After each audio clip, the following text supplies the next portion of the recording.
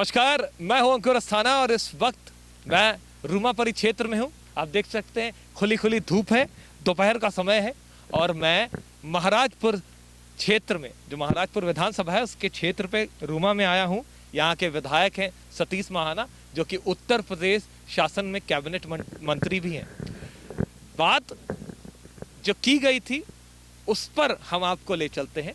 बात ये की गई थी कि लॉकडाउन का जो पहला चरण था उसमें सबसे पहले जिन्हें छूट दी गई थी वो थे भारत के अन्नदाता किसान भाई। अब उनको छूट मिली। अब लॉकडाउन का तीसरा चरण है। क्या स्थिति है, क्या हालात हैं, क्या फसलों की स्थिति है, चीज़ें क्या क्या बदली हैं इन तीनों चरणों में, वो जानना बेहद ज़रूरी हो जाता है। इसी कारण हम खेत में हैं। जैसा कि आपको बैकग्राउंड में दिखाई दे रहा होगा, खूब सारी फसलें हैं। कैमरामैन भाई से कहूँगा दूर तक दिखाया जाए, खूब सारी फसलें हैं। आप देख सकते हैं कि मैं यहाँ पर खेत पे आया हूँ और ऐसे हालात हैं, दूर दूर तक आपको गेहूं के बंडल दिखेंगे और जो कि पड़े पड़े खराब हो रहे हैं। स्थिति ऐसी है कि अभी कानपुर में हाल ही दिनों में बारिश हुई, उसके बाद किसान भाई को सबसे ज़्यादा परेशानी हुई। परेशानी क्या हुई? चीज़ें, समस्याएं कई सारी हो सकती हैं। समस्याएं ये भी हो सकती हैं कि क्या उनके पास पैसा है। समस्याएं ये भी हो सकती है क्या वो ये फसल यूं जो इतनी मेहनत से उन्होंने उगाई है ऐसे ही पड़ के सड़ने देंगे। क्या उनके पास वो हालात, वो चीज़ें नहीं मुहैया की जा रही हैं जिससे उनके मेहनत को सही दिशा मिल सके, लोगों तक ये अन्न पहुंच सके। तमाम चीज़ें आप देख सकते हैं कि हालात, जो ज़मीनी हालात है वो यही हैं कि यहाँ पर जो फसल है वो ऐसे ही रही तो कुछ दिन में ख़राब होती नज़र आएंगी। और ये फसल ख़राब होना उन सभी लोगों के लिए चिंता का सबब है जो लगातार परेशान हैं अन्न के लिए। तो ऐसी कई चीज़ें हुई हैं। अब हम यहाँ पर ज़मीनी हकीकत देख लेते हैं तो देखते ये हैं कि ये फसलें कई चीज़ों के साथ अभी गुजरना इसको कई चरणों से बाकी है। फसलों की मड़ाई भी होनी है, इनकी मड़ाई होनी है, गेहूं को अलग करना है, फिर गेहूं को भेजना है, कई चीज़ें। लेकिन अभी भी ये गेहूं ऐसे ही पड़े हैं बंडलों में और कई जगह देखिए अब बिखरे भी हैं। ये हालात है, ये ज़मीनी हकीकत है।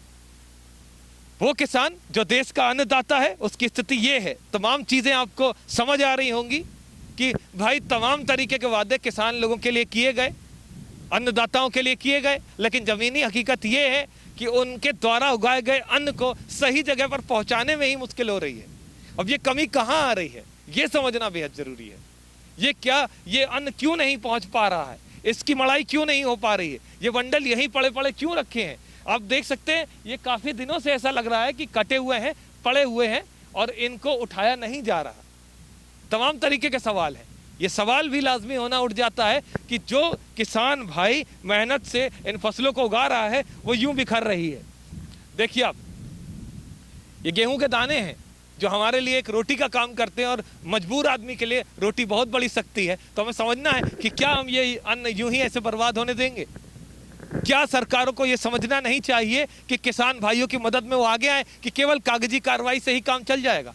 बड़ा सवाल है। आपको क्या लगता है? अपने सुझाव, अपने राय हमें कमेंट सेक्शन में दीजिए। और ये जो ज़मीनी हकीकत हमने आपको दिखाई है महाराजपुर विधानसभा क्षेत्र के रूमा के खेत की, आपके ऊपर क्या छाप छोड़ते हैं, क्या लगता है आपको? कमेंट सेक्शन में अपना जवाब दीजिए और हमें बताइए कि किसानों के इस हालात पे आपकी क्या प्रतिक्रिया है।